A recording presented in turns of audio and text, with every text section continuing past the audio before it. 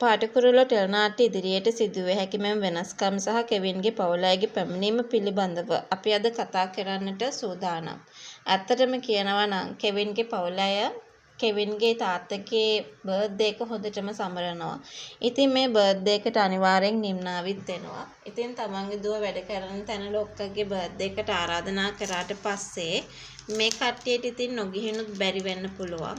එතකොට මේ කට්ටිය ආවට පස්සේ කෙවින්ගේ තාත්තට මේගොල්ලන්ගේ හිත වෙනස් කරන්න බැරි වෙන එකක් නැහැ කියන කතාව ගැන තමයි මම අද වීඩියෝ එක තුලින් ඔයාලට කතා කරන්නට ඉඩක් හදලා දෙන්න කියන කාරණාව ගැන තමයි මම අද වීඩියෝ එක හරහා අනිවාර්යෙන් කතා කරන්නට යන්නේ. ඩඩාට මල් පොකුරක් ගෙනත් දුන්නට පස්සේ ඇත්තටම කියනවා නම් පහුගිය කාලේ කතා නම් මේ වෙලාවේදී වැඩිපුර කතා කරන්නට නම් යන එකක් නැහැ.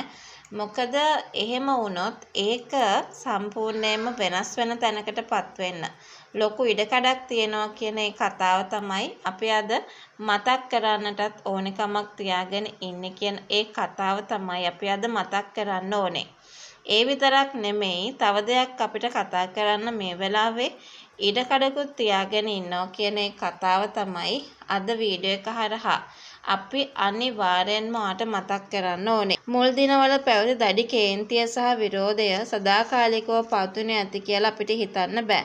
ඒකට හේතුව තමයි මේගොල්ල වෙනස් වෙන්න ලොකු ඉඩකඩක් තියෙනවා කියන කතාව තමයි අපි අද වීඩියෝ එක හරහා ඔයාලත් එක්ක කතා කරන්නට සූදානම්කමක් තියාගෙන ඉන්නේ කියන කතාව ගැන මට මේ වෙලාවේ මතක් කරන්න පුළුවන්.